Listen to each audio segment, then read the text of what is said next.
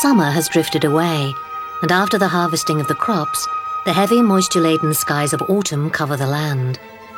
The seasonal calendar will soon bring celebrations of the soil and its produce, as the trees impose their new colours on the landscape.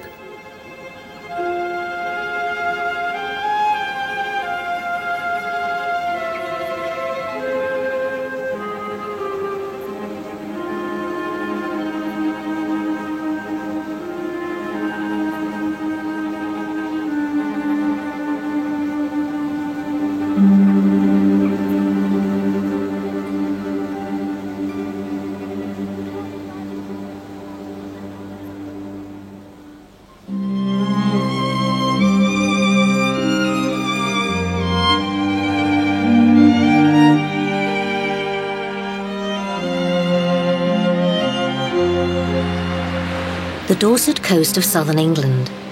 Dorset is the heart of Wessex, the inspiration for the fictional region created by the novelist Thomas Hardy in the 19th century. Tess of the D'Urbervilles, one of his greatest characters, worked at a dairy farm a few miles down the coast from here.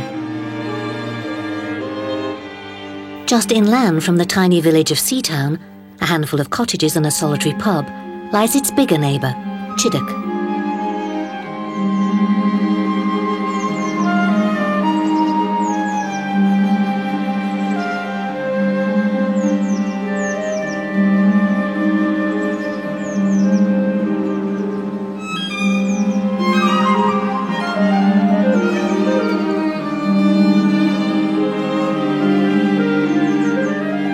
These strange ornaments from the past are staddle stones, the foundations of haystacks which allowed air to circulate and prevented rats from climbing up and spoiling the crop.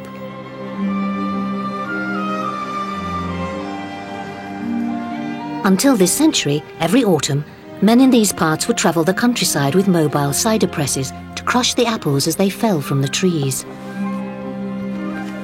But the men of Chiddock had no need for these itinerant cider makers. They've always made their own brew. Eh? Better picking than yesterday. Eh? Since medieval times, they have collected the windfall apples from the garden of the manor house. Many of the apples are rare varieties with strange names: Kingston Blacks, Blemish Oranges, and Tom Putts.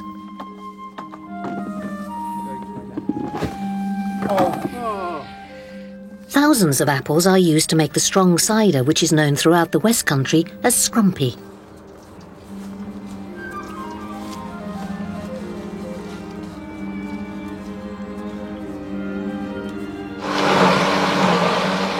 A dozen or so friends continue the old custom every autumn, in a corrugated iron shed untouched by time, regulations or red tape.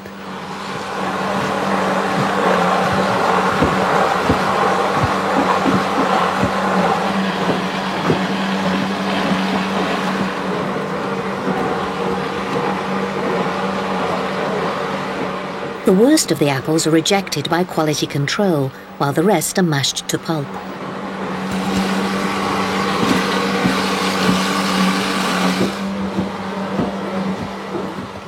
Layering the mashed-up apples in the 250-year-old cider press is known as making the cheese, a part of the process dominated by an old superstition. I think the tradition was that the only people who were experienced enough to make the cheese were the older men, and the tradition grew that they were the ones that would die next, you know. So there's a sort of a feeling amongst a lot of the blokes that they won't make a cheese. They just won't do it, you know. So they let sort of innocents like us do it, you know. People who aren't that traditional or aren't that worried by the superstition. I don't mean to say we won't be the next ones to go. I'm just a newcomer here. He tells me what to do, basically. It's quite a privilege, actually, to be allowed to do it. Right, Rolly.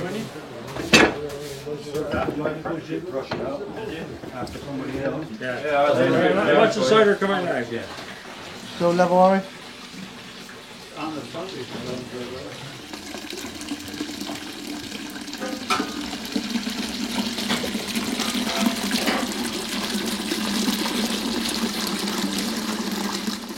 None of the scrumpy is sold. The latest drinkable vintage from a very hot summer produced 3,000 gallons of the best scrumpy in living memory and 3,000 hangovers to go with it. The scrumpy is traditionally accompanied by bread, cheese and raw onion. Membership of the exclusive group is strictly by invitation and limited to about 30 or so favoured villagers. Fergie and Prince Andrew rented the manor house in 1987, but never made it to the cider shed. It's all right. That's never that bread. Oh, it's heavy, yeah.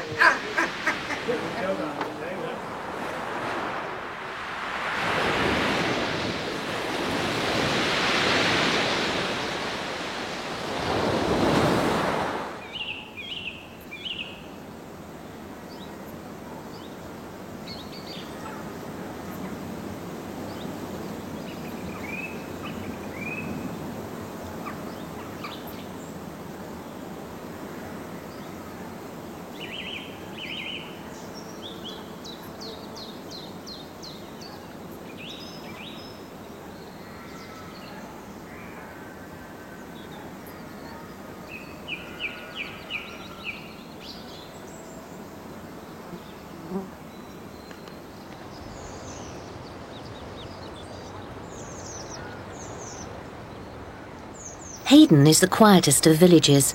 In autumn, this East Anglian village is even quieter than usual.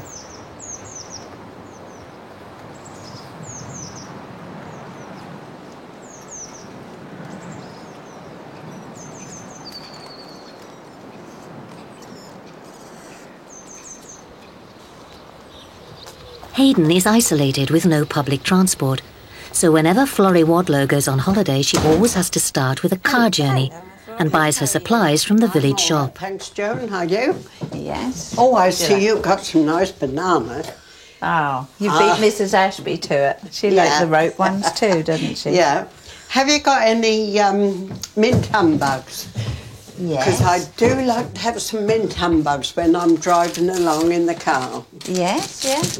Florrie will drive herself and her cousin the 50 miles to the ferry, which will take her on yet another expedition to Norway and the northern climes she favours. I'll have some dairy lace. Thank you very much. Your cousin's gone with you, is she? Oh, yes. I thought the weather would be nice for you. I hope so, but they do say in Norway that can change just as quick as what it does in England. Really? Not quicker. The village shop's collection of cards of local views remind Florrie of her early life and of the romances of her youth at nearby Blickling Hall. Because you remember Blickling. Yeah.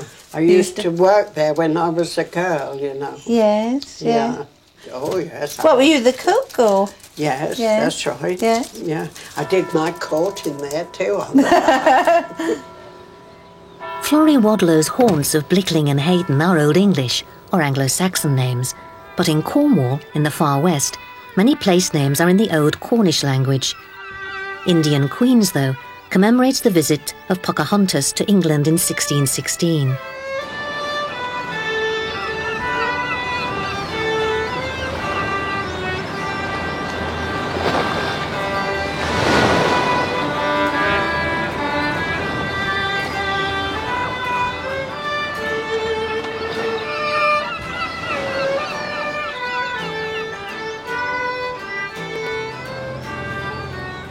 It's almost the end of the fishing season in Cadgwith.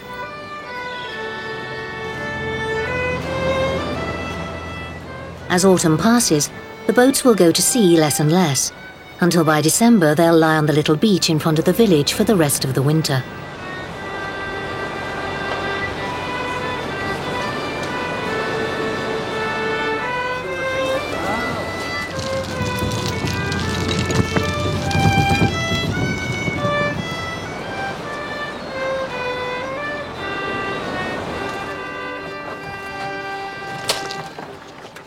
Since spring, though, the catches have picked up for Nutty, Tatty and JC.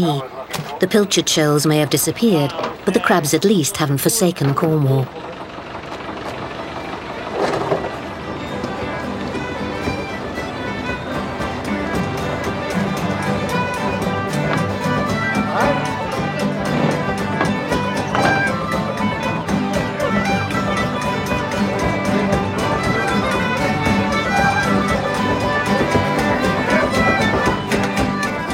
In autumn, as the days grow shorter, the Cadgwith Cove Inn becomes even more important as the focal point of the village. These tunes have Celtic origins and have more in common with Scottish and Irish music than English. The music of the Celts, even a simple jig like this, has influenced other forms of folk music throughout the world.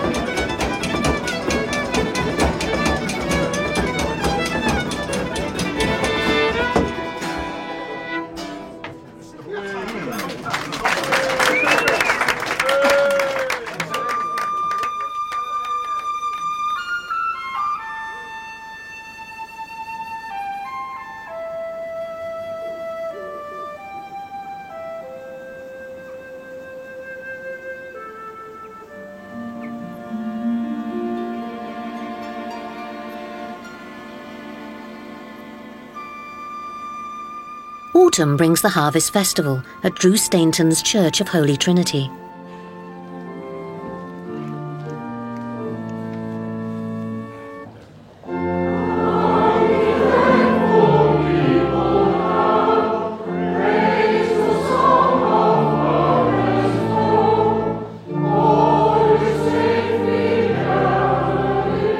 In the 18th century, church charities helped the poor of Drew Stainton with gifts of bread, but only after they had attended the morning service. The poor could also eke out a living from the church wardens, who encouraged them to keep down the vermin and who would pay them for their extermination. In 1792, the register reads, "For killing a badger, 1 shilling. A fox and vixen, 10 shillings. 42 hedgehogs, 7 shillings. Perhaps because of the relatively low unit rate for hedgehogs, the following year, only 11 of them perished. These days, the harvest service consists of villagers giving to the church and to charity, rather than the other way round.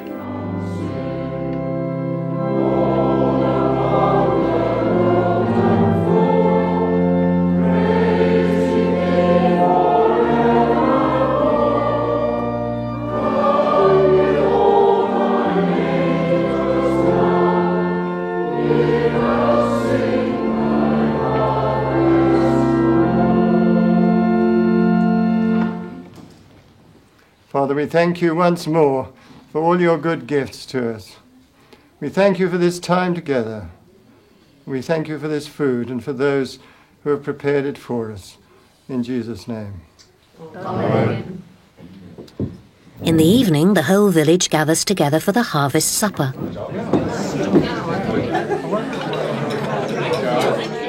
It's an old tradition in Drew Stainton and in many other villages across the country. But a new tradition has also taken root. The people of Drew Stainton donate farm produce and homemade wines, tarts and pies, to be auctioned for charity at the end of the meal. £4 I bid, £4 I bid, £4 I bid. Go! A German couple on holiday, who had popped their heads round the door and were invited to stay, helped this year's good cause to send a cow to Africa. The auction is a lesson in not judging by first appearances. An apple tart has been masquerading as a quiche Lorraine, its true identity known only to the woman who made it. Well, we better know what it is. Somebody tell me what it is. Go away. The next item, luckily, is unmistakable. 1 pumpkin. What am I bid then? For a pumpkin. What am I bid? 'Tis a beautiful pumpkin. £2 I bid, £2 I bid, £2 I bid, £3, £3, £3.50. Going, gone, Rebecca. Now what you're going to do with it, right? By the end of the evening, enough money had been raised to send at least part of a cow to Africa.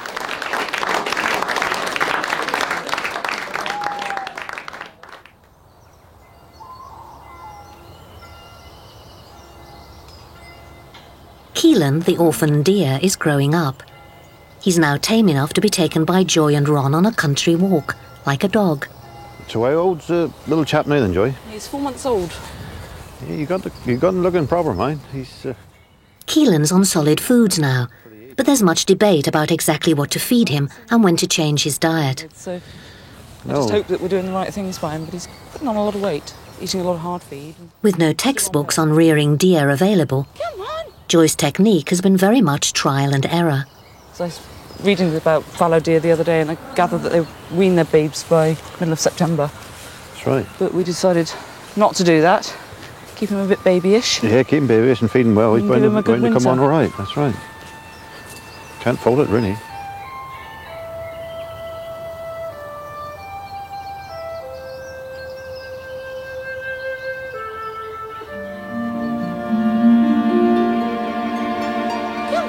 Soon, Joy will have to decide whether to let Keelan join his cousins on the moors above Drews Tainton, or, if he's unlikely to survive in the wild, to keep him as a pet.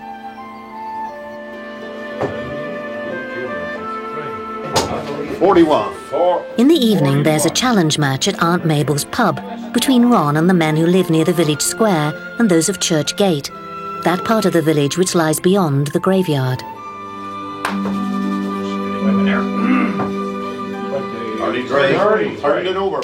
Traditionally, there has always been a rivalry between these two halves of the village. Challenges, often violent ones, were thrown out to each other. But over the centuries, fights were gradually replaced by tugs of war, and these days by darts matches.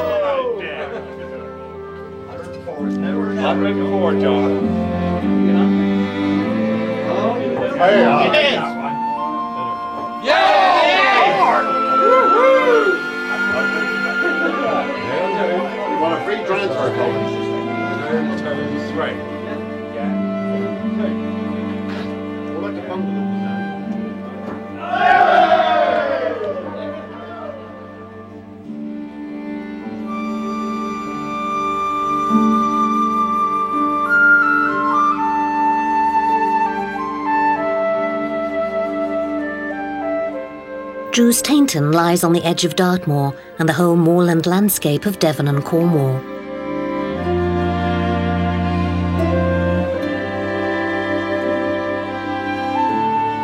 In the north of the country, near the Durham-Northumberland border, farmer Frank Collingwood is repairing the dry stone walls that are typical of this moorland region and have over the years collapsed under the weight of the heavy snowdrifts of the north. Frank maintains and builds up his walls for a number of reasons, but one in particular. Well, we've got some very athletic sheep, you know. That's the real reason. You can imagine when you've got this coarse grass out on the outside, the heather, very, very low in nutrition compared to this nice luscious clover and ryegrass on the inside. There's an awful temptation to get from there to here. You know, it's like dry bread and spice loaf. On a hill farm like this, I mean, as you can see, this landscape, you can imagine a strong 60-70 mile an hour gale, and you didn't have any stone walls. There's no shelter for sheep, no shelter for man, or wildlife or anything. And so they're very, very valuable asset, but time consuming in the maintenance, you know. But I believe in keeping them up. And so I hope to pass it on, you know, to a new generation. And I hope they keep them up.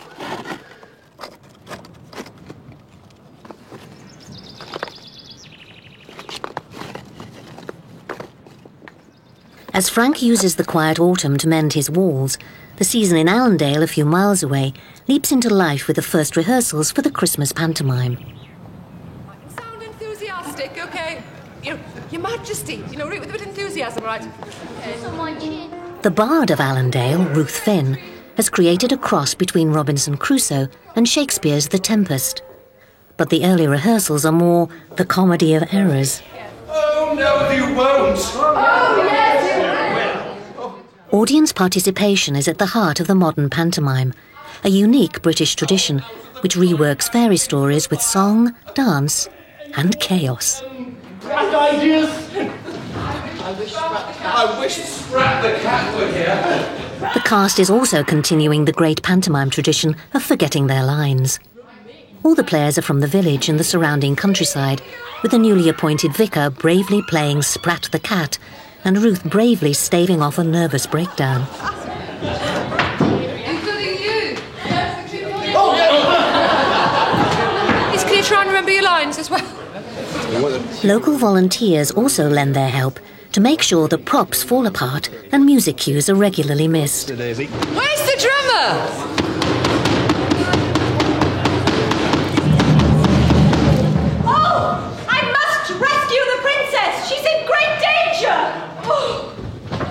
What princess?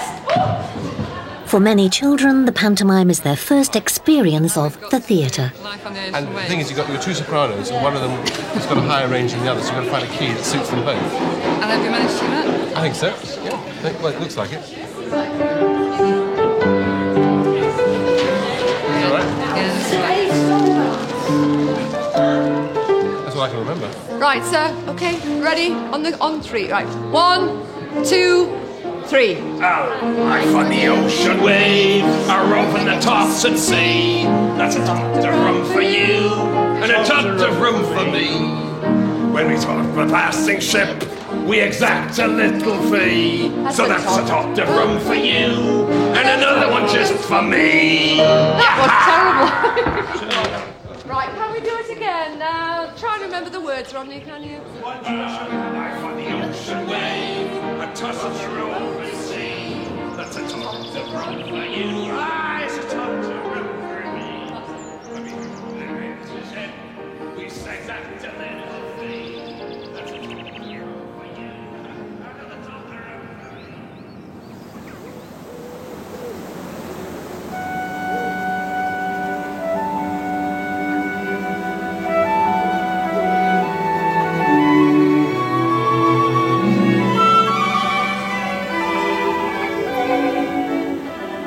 Stanton in Gloucestershire. Its architecture is typical of many villages in the Cotswold Hills of the south. Most of its houses and cottages were built of local stone in the 17th century, the golden period of Cotswold architecture.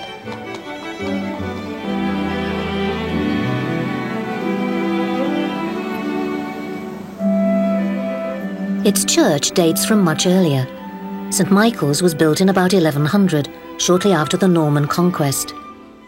In the Domesday Book, Stanton has 14 villagers, 3 farmers and 6 slaves. In the 16th century, Catherine Parr, Henry VIII's last wife, lived here.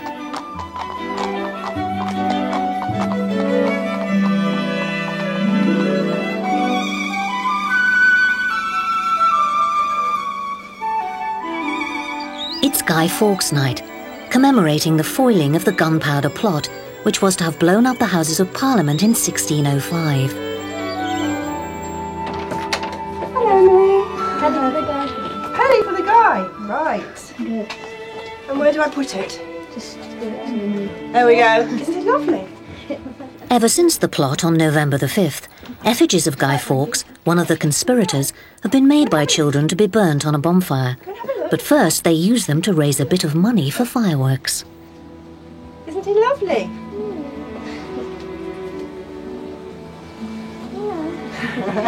Well done, Emily.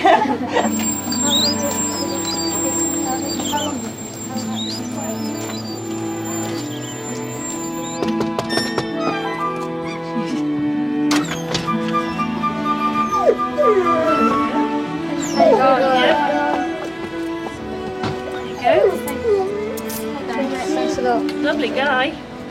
Good. Thanks.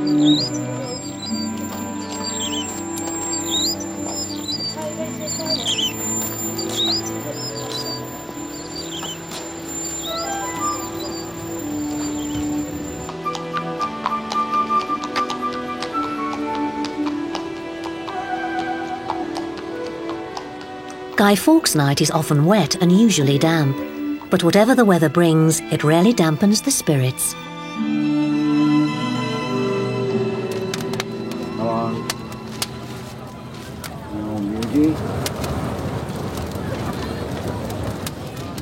Oh, lovely, that's the boy. That's it.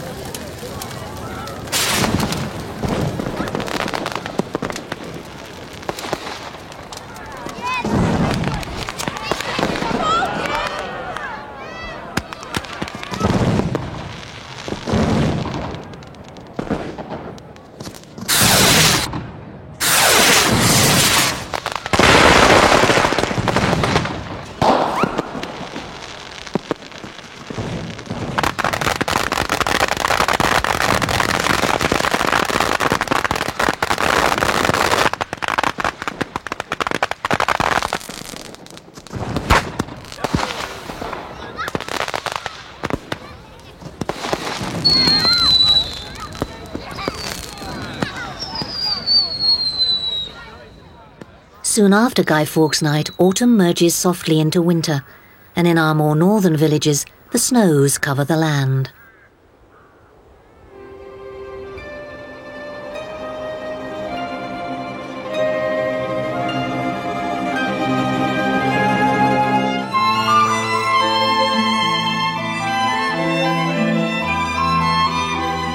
The east of the country, too, is often colder at this time of year, the first to get the blasts of bitterly cold Siberian winds.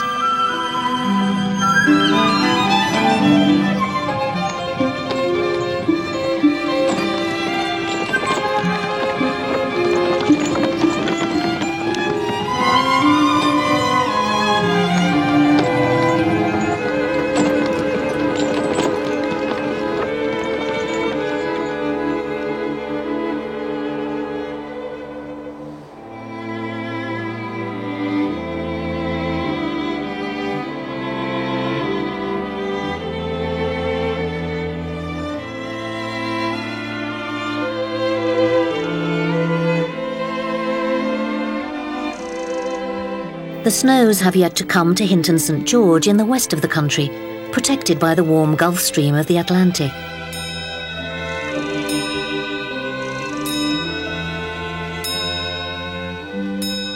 But Tom the Clock has already taken his motorbike inside, where it will live with him until spring. Winter is the only season where Tom's front door is fully displayed to the village. Tom mended Mavis Pippin's clock back in July. It's now Christmas Eve, and she still hasn't been to pick it up.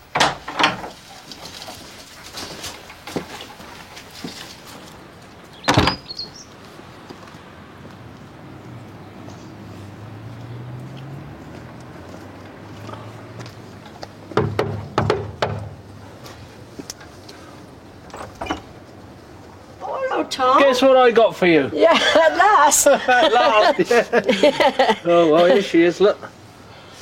Lovely. Thank you, Tom, very much. All right. Yeah, there wasn't a lot wrong with it. There wasn't? No. No, no hairs? No hairs, no. I just give it a quick wash and brush up. Yeah. Drop of oil. Lovely. And it should be okay from now on. But if there is any bother, let you know. Bring it back. All right. Right, are we all ready for Christmas then, Tom? Oh, just about. Well. You see that I got my Christmas lights up? Yes, I did, yeah. I got complaints because I put them up early. Oh, yeah. Ridiculous. Who's that? they thought I was a bit ahead. You heard about the badger, didn't you? No. I got knocked off my bike. Oh, what, with a badger? I got hit with a badger, yeah. What, down round there, round Green? Yeah, he ran straight into me and I was over the handlebars. Hurt yourself? No. Tom braves the badger-infested road which leads to the next village, Dinnington, to attend the Christmas carol service which is held in the local pub. When the snow lay round about, deep and crisp and even, brightly shone the moon that night, though the frost was cruel. When a poor man came in sight, gathering winter fuel,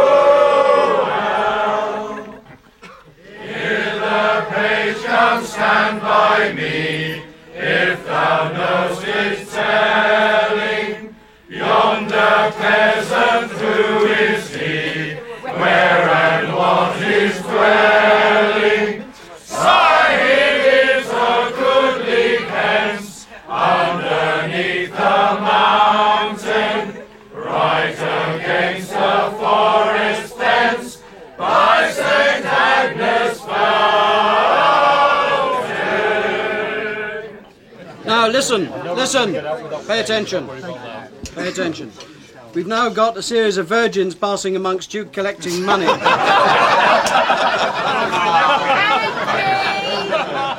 Every year, the virgins take a collection and a charity benefits from their untainted purity.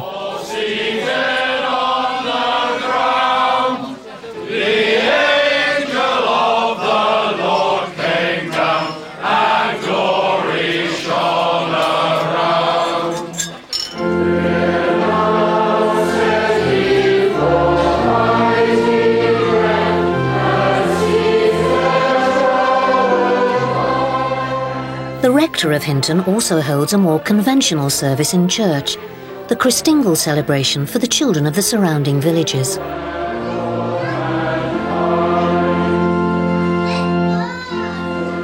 Each child is given an orange holding a candle, the orange representing the world and the candle a new light and a new birth.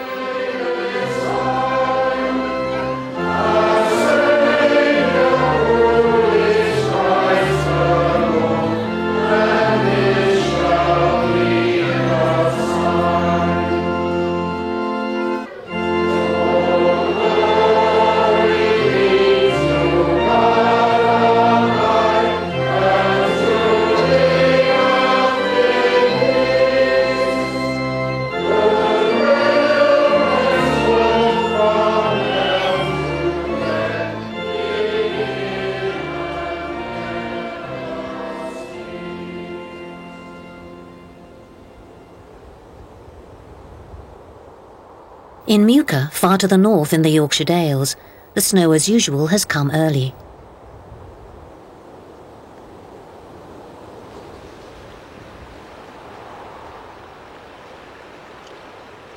For hundreds of years, Muka had an unusual tradition. Until 1735, the dead inhabitants shared the village's communal and reusable coffin, from which the corpse would be removed at the graveside. The coffin would be wiped down and stored away for the next funeral.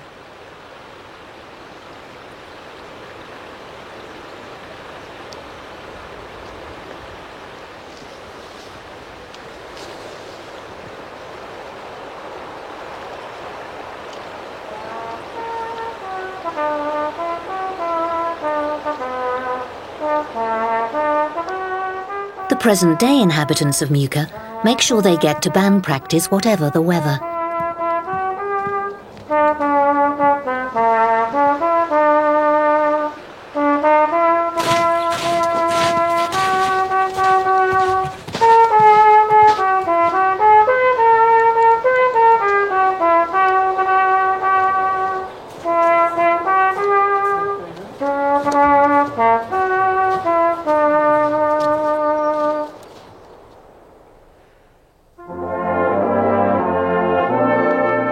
The band is gently knocked into shape by its conductor, Dr. Duncan Bithell. A bit less noise from all round. Spread a little bit more. Okay, try again.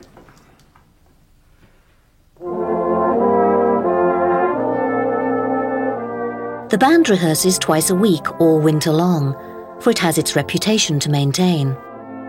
Once the snows have melted and the temperature rises, they'll be playing outside again at garden fetes and charity concerts and competing with the best of the other bands of Yorkshire.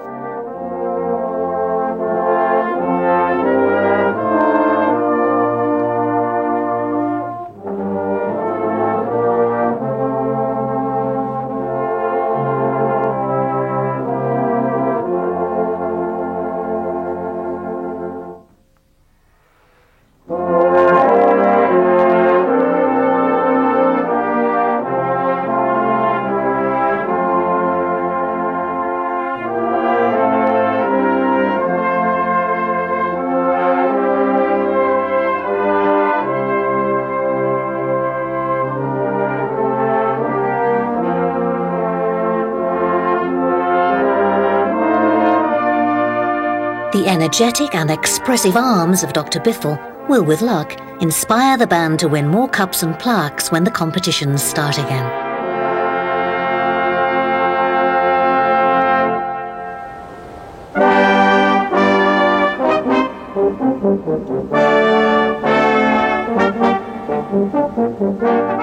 Over the moors 50 miles to the north lies Northumberland and Allendale.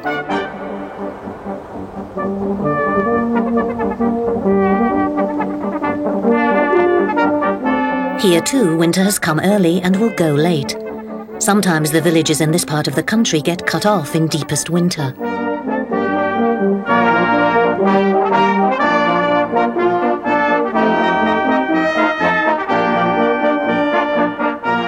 For those who can get through the snowdrifts, it's the last night of the Allendale pantomime.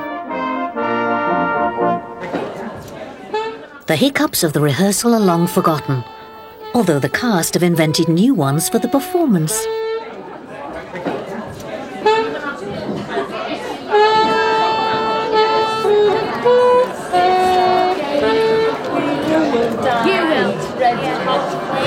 they're going to join in? Yes, you can join. The snowdrifts haven't kept many away. It's a full house. The previous performances have gone well. The cast have learnt their lines. They're even adding new ones of their own to Ruth Finn's script. Obviously, each performance is different. The cast keep on doing their own thing. And tonight you'll see something that's entirely different to what I wrote, what we've been rehearsing, and what we've been doing.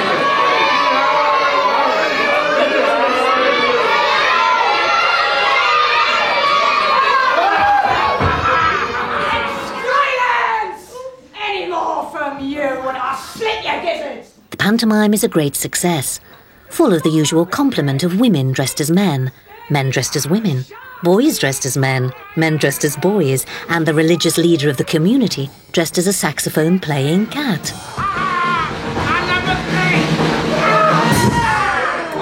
On the ocean wave, over the tossing sea, with a top of rum for you, and a top one just for me. When we board a passing ship, we exact a little fee. That's a tot of rum for you, and a whole lot more for me.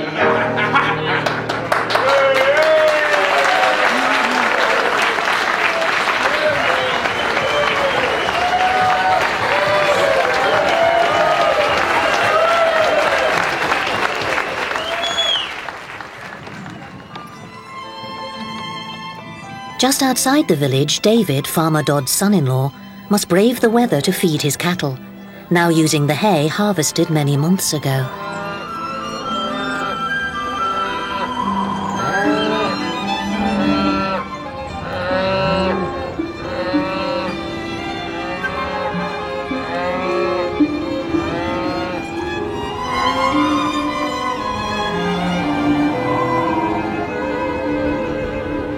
A few miles to the south of Allendale, in the valley of the River Allen, lies the smaller village of Allen Heads.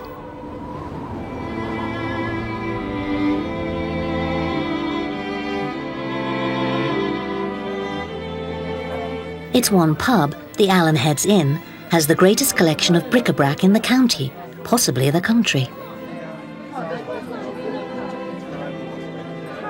Peter Stenson, the landlord, came here on holiday and liked the pub so much he bought it, and imported 5 truckloads of curious curios to fill it. Peter happily collects almost anything, without the restriction of a theme, or rhyme, or reason. Oh, an actual fact. Well, it's a door knocker. It's a Christmas decoration. Actually, it's like me. It talks for an hour and says nothing. Nothing, yeah. Yeah. This is quite a handy one. You see, when we get crowded in here, which we do quite often, which I'm glad I said, what we do is we go... Dive! But if you, it's all you're trying to get across, you see. Well, he's not very well. He got those sort of things. It just came out of an old ship, in actual fact. So it's all, everything. That's great. Excellent. That's wonderful. It started in again. Did I tell you we were doing the alterations on this building? Because as you know, the building, as I said previously, is about 240 years old. Yeah. We poured the floorboards up, you know. Do you know what we found under there? No. Found a pair of shoes. Pair of shoes? Yeah. In actual fact, the shoes are under there, by that speaker over there. Uh-huh. Yeah. Fred, when you finish letting that gentleman out the door, the one, that's lovely. Could you pass them over? They're under the clock there. Oh, that's lovely. Those ones there. Yeah, see those shoes? Oh, thanks. Those shoes are approximately Good 140 heavens. years old, you know. Good gracious. Look, see? Uh-huh. They're amazing. They got, see, the lady shoes they are. They've got little buckles on them and the little bows. And what I They're did... clogs, aren't they? Wooden soled. Yeah. Yeah, the local press came along and took a picture of these shoes, and I had to hold them up there, you know, and I said, the lady that they fit, I'll marry. And 6 girls phoned up.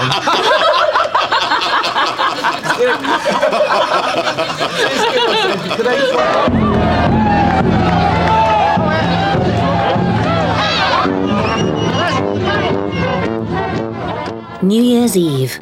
In Allendale, they burn the old year out. Some have been doing it for longer than others. This is my 70th year that I've been carrying a barrel without a miss. Never missed. I started when I was 15, and I've done it for the full 70 years. Geysers, men born in Allendale, disguised in outlandish costumes, carry the blazing tar barrels around the streets of the village. It's said that the origin of the tar barrel ceremony was the habit of carrying a burning torch into a house to chase out ghosts or evil spirits. The disguises were necessary so that the ghosts didn't recognize you and take revenge.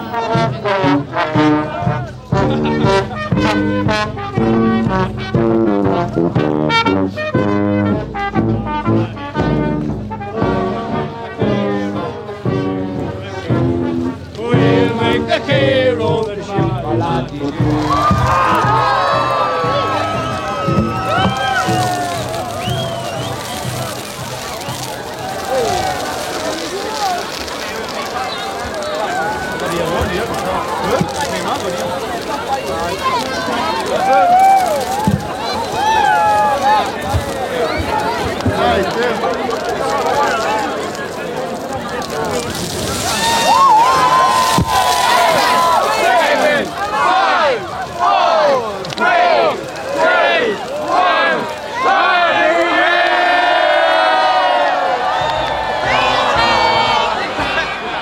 After the tar barrels have been burnt, New Year for Ruth Finn and the rest of Allendale goes on pretty much the same as elsewhere.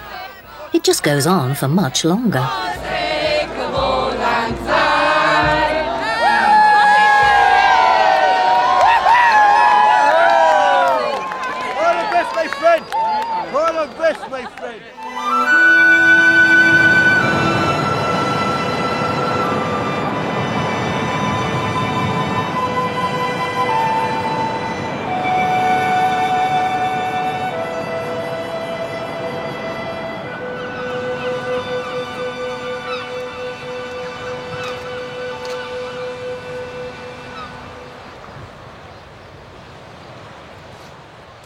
In Cadgwith during the winter, most of the fishing boats will lie on the beach until spring, with only the odd bit of maintenance needed and an occasional trip to sea. But the singing goes on all year round. As we roll through the valley,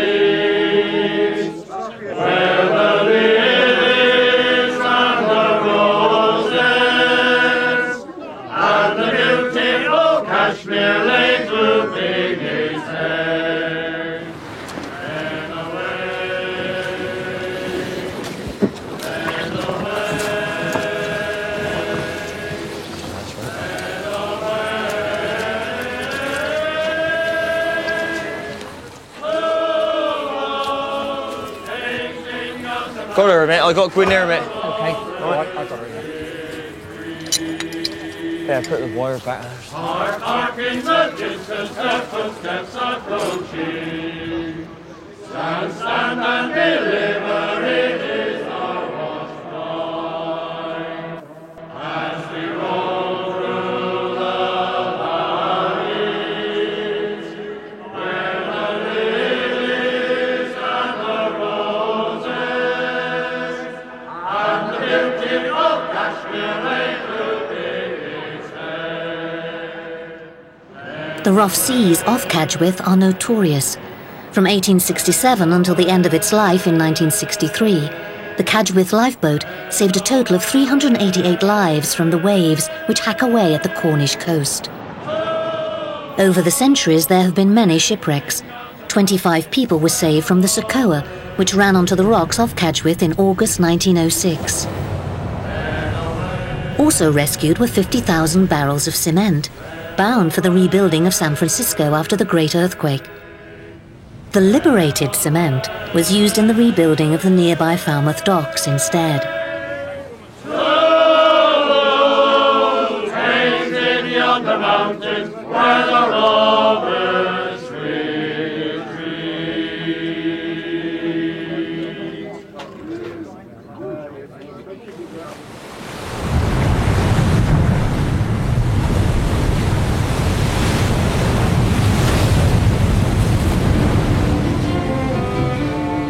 Cadgwith lies on the Lizard Peninsula, a few miles from the most southerly point of England.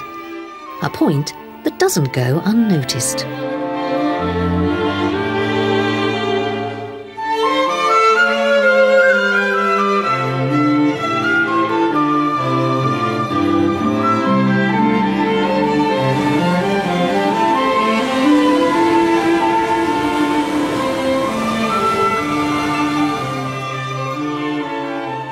Heydon.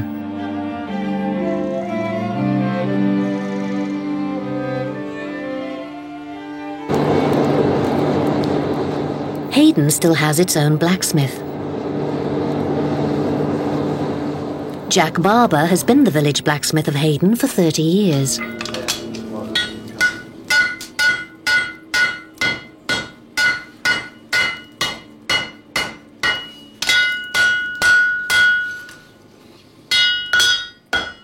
Jack has his own ancient filing system for the shoes he makes for the villagers' horses.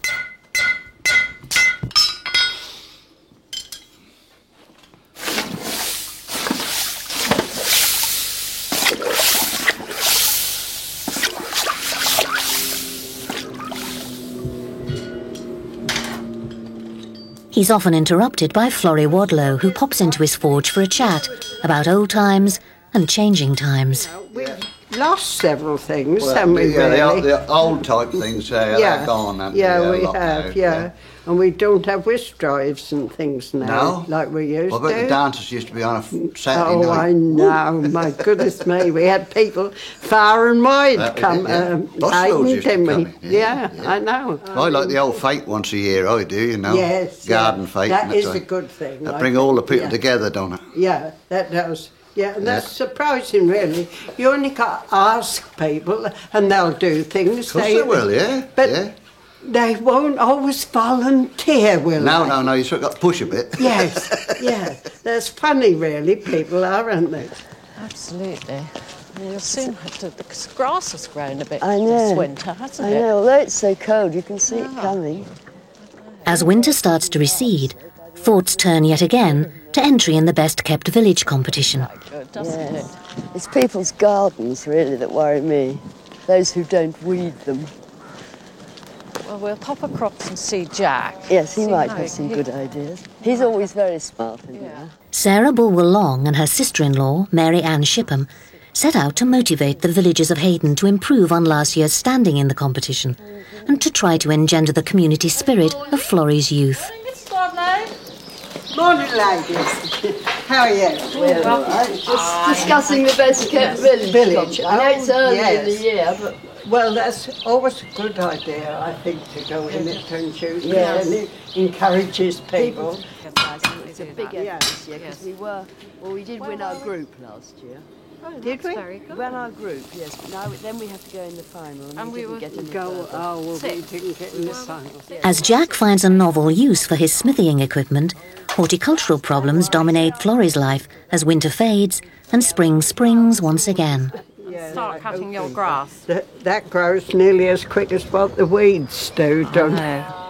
They tell you to plant a lot of things in, well, which I'm trying to do, but some of them take longer than others. You want perennials, not the annuals. That's right. Every year. That's what I'm trying to fill up with. I've been thinking about pinching the vinegar.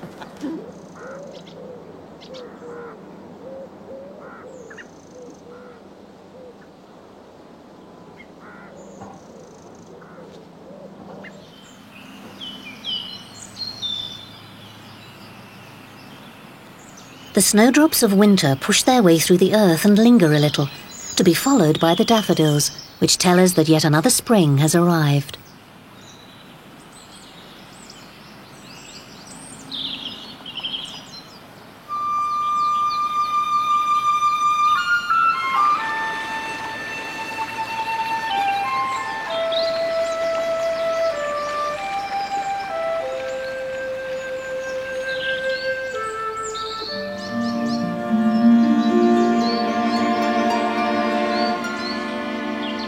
Tom the Clock's Virginia Creeper mischievously prepares once again to bind his front door to his front wall. The next Allendale pantomime is a mere 8 months away. Right, so here we are again to discuss the next pantomime. If you recall, after rehearsals we got together in the Crown Inn and had an idea to get away from Victorian sort of idea.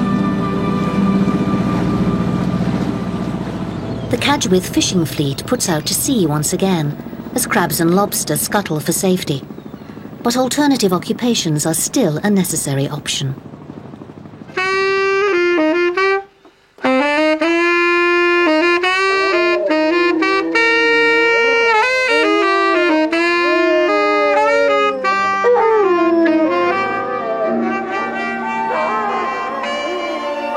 Keelan the baby deer probably wouldn't have survived in the wild, but was getting a little wild for a pet, so Joy has given him to a deer sanctuary. The children were down for the Easter holidays and he didn't think much to them. And he did give the kids a bit of a headbutt, and I thought, well, no, this is getting a little bit out of hand. Yeah. And really it's time that we thought about thinking where he was going to go next. And it was it's no good hanging around. I took him down on Wednesday. It was a bit emotional. And he's happy, he's settled, he's got friends, he's got his own kind around him, which is what he needs. Yes, good. It was nice in one respect, in that he's outside all the time now, day and night. He's made friends with a llama, of all things.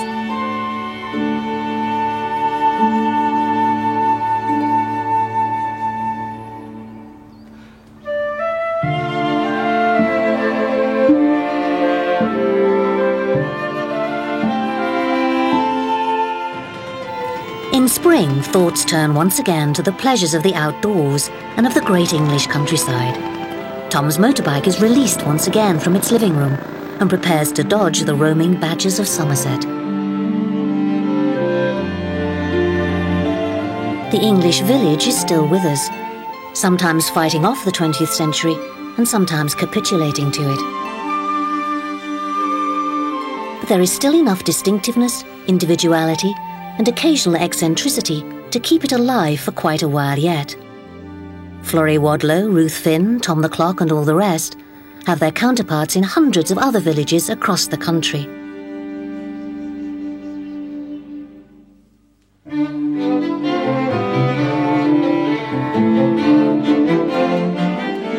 There is enough tradition, ceremony and custom to celebrate the existence and style of the English village into the 21st century and beyond.